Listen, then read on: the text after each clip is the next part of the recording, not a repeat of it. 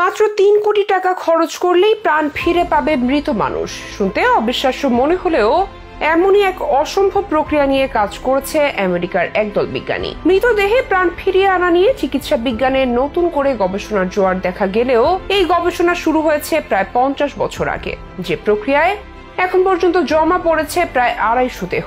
বিজ্ঞানীদের দাবি, অদূর ভবিষ্যতে মৃতদেহে প্রাণ ফিরিয়ে আনার কোনো প্রযুক্তি আবিষ্কৃত হলে সংরক্ষিত এসব মৃতদের আবারও জীবিত করা হবে। তবে যে বিশেষ প্রক্রিয়ায় বছরের পর বছর মৃতদের সংরক্ষিত রাখা হচ্ছে, এর জন্য তাদের গুনতে হয়েছে মোটা অঙ্কের টাকা।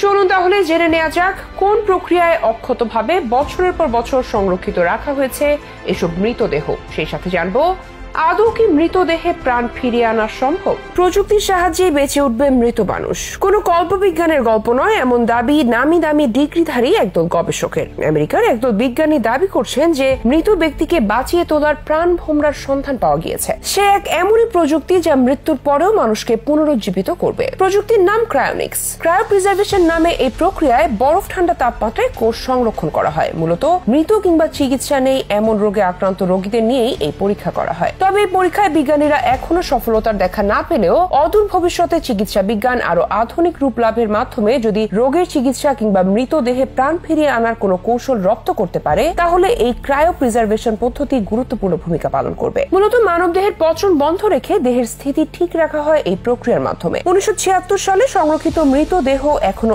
অবিকৃত অবস্থায় আছে এই প্রক্রিয়ার ফলে। এমনকি প্রাণ ফেরানোর মতো প্রযুক্তি আবিষ্কার হওয়া পর্যন্ত এসব দেহ এভাবেই থাকবে। তবে এই প্রাণ ফিরে পাওয়ার পুরো প্রক্রিয়াকে এক প্রকার জুয়া খেলার সাথে তুলনা করছেন মূলধারার চিকিৎসা বিজ্ঞানীরা। শুধুমাত্র ভবিষ্যৎ নিয়ে যারা অতিমাত্রায় স্বপ্নবিলাসী, তারাই এই প্রক্রিয়ার পেছনে সময়, শ্রম আর অর্থ বিনিয়োগ করবেন বলে মনে করছেন তারা। মূলধারার চিকিৎসকরা এই প্রক্রিয়ার উপর পুরোপুরি আস্থা না রাখলেও এলকর ফাউন্ডেশনের এই প্রক্রিয়ার উপর আস্থা রাখছেন মার্কিন তারকা প্যারিস হিলটন। মৃত্যুর পর ক্রায়োপ্রিজার্ভেশন পদ্ধতিতে নিজেকে সংরক্ষণের জন্য চুক্তি করেছেন এই প্রতিষ্ঠানের সাথে। সম্প্রতি এক গবেষণায় মৃত শূকরের দেহে প্রাণ ফিরিয়ে এনে গোটা বিশ্বে তোলপাড় সৃষ্টি করেছেন যুক্তরাষ্ট্রের একদল গবেষক। ইয়েল ইউনিভার্সিটির বিজ্ঞানীরা নতুন প্রযুক্তি ব্যবহার করে শূকরের মৃত্যুর ১ ঘন্টা পর সেই মৃত শূকরের দেহে রক্ত সঞ্চালন করতে সক্ষম হয়েছেন এবং অনেক কোষেরই কার্যকারিতা পুনরুদ্ধার করেছেন। মৃত শূকরের উপর অর্গানিক্স নামের নতুন এক প্রযুক্তি ব্যবহার করে তার চিকিৎসা করা, আর এই চিকিৎসায় অভাবনীয় সাফল্যের দেখা পায় গবেষক দলটি। চিকিৎসায় মৃত শূকরের শরীরে পুনরায় রক্ত চলাচল করতে দেখা গেছে, এমনকি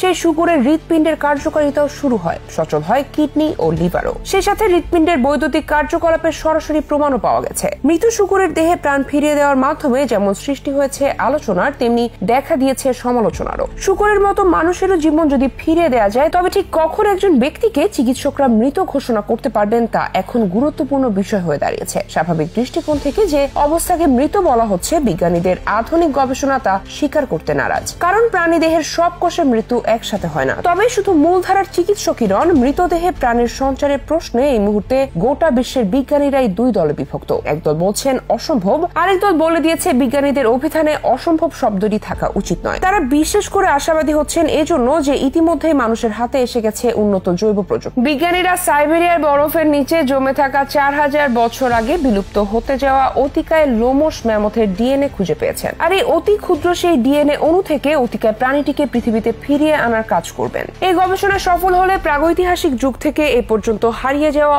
অসংখ্য প্রাণীকে আবারও পৃথিবীতে ফিরিয়ে আনা যাবে বলে আশাবাদ ব্যক্ত করছেন তারা।